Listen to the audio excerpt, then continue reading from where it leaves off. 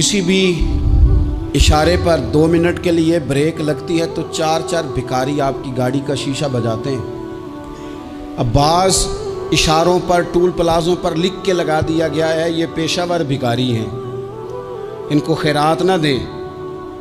लेकिन मेरा सवाल ये है कि उन सारे भिखारियों को एक जगह पे खड़ा करके पूछना किसने है कि तुम भीख क्यों मांग रहे हो? उनके घरों तक उनके साथ किसने जाना है? कौन आदमी है जो जाके उनसे कहेगा कि जनाब तुम क्यों खैरात के लिए खड़े हो, तुम्हारी मजबूरी क्या है? क्या रियासत की, हुकूमत की, ताजर की, मालदार की, तगड़े आदमी की ये ड्यूटी नहीं? उन तक रसाई किसने हासिल करनी है? वो बेवा जो पिछले साल दरवाजे पे ज़कात लेने आई थी वो इस साल भी आई है। वो खातून जिसे पिछले साल आटे का थैला दिया था वो इस साल भी आई है। वो खातून जो पिछले साल 4 बच्चों को साथ लेकर के छोटों को आई थी वो आज भी उसी तरह कशकोले तलब दराज किए हुए है। और हज़रत उमर क्या फरमाते हैं? सैयदना फारूक आज़म रज़ी अल्लाह ताला अन्हु इरशाद फरमाते हैं, इसको इमाम बहकी ने और इमाम सुयूती ने नकल किया है। हज़रत उमर फरमाया करते थे कि अगर मैं ज़िंदा रहा तो इराक वालों मैं तुम्हारी बेवाओं के लिए ज़रूरत का इतना सामान कर जाऊंगा कि बीबी जब तक ज़िंदा रहेगी किसी की मोहताज नहीं होगी। उसके लिए इस तरह के असबाब पैदा कर दिए जाएंगे कि उसे हाजत नहीं होगी। उसके लिए मुस्तकिल बुनियादों पर उसके अखराजात देख कर उसके लिए एहतमाम कर दिया जाए। उसे दोबारा कशकोले तलब दराज करने की ज़रूरत नहीं पड़ेगी। एक सहाबी थे हज़रत जनाब सैयदना खफाफ बिन ईमा गफ़ारी रज़ी अल्लाह ताला। इन्होंने बड़ा किरदार अदा किया था मैदान उहद में, इन्होंने और इनके साहिबजादे ने। तो इनकी बेटी एक दिन हज़रत उमर के पास आई। अब वो बेटी ब्याह के जा चुकी थी, उसकी शादी हो गई थी। हज़रत खफाफ बिन ईमा रज़ी अल्लाह ताला अन्हु की साहिबजादी अपने ससुराल चली गई थी, वहाँ उसका खामद इंतकाल कर गया।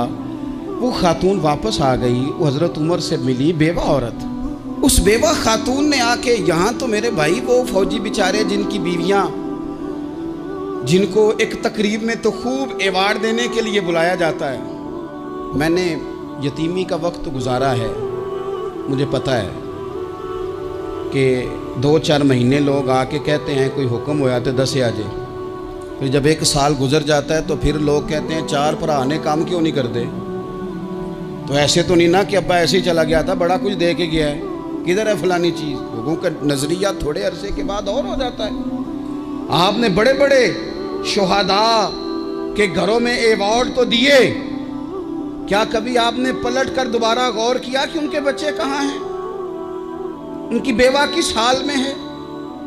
वो ज़माने की तेज़ धूप और तेज़ आंधी का मुकाबला कैसे कर रहे हैं? बगैर बाप के जो इंसान को खुले आसमान तले वक्त गुजारना पड़ता है वो कितना को मुश्किल होता है। वो किस तरह टाइम गुजार रहे हैं ये कभी सोचा लोगों ने?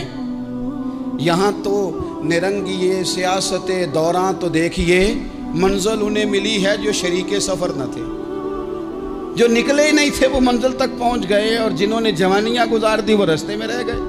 हज़रत खफाफ बिन ईमा की साहिबजादी बेवा होके आ गई, बच्चे साथ थे। सरेरा जनाब उमर से मिली और मिल के कहने लगी, हुजूर मैं उस सहाबी की बेटी हूँ जिन्होंने ओहद वाले दिन अपने बेटे के साथ मिल के मुआसरा किया था।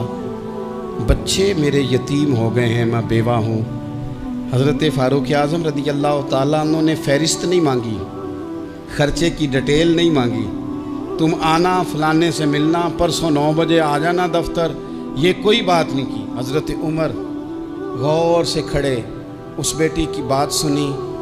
छम छम सैयदना फारूक की आंखों से आंसू गिरे, दौड़ के घर गए, एक ऊँट निकाला, वहाँ से माले गनीमत का माल के भर के 2 बोरियाँ, और बोरियों में क्या था?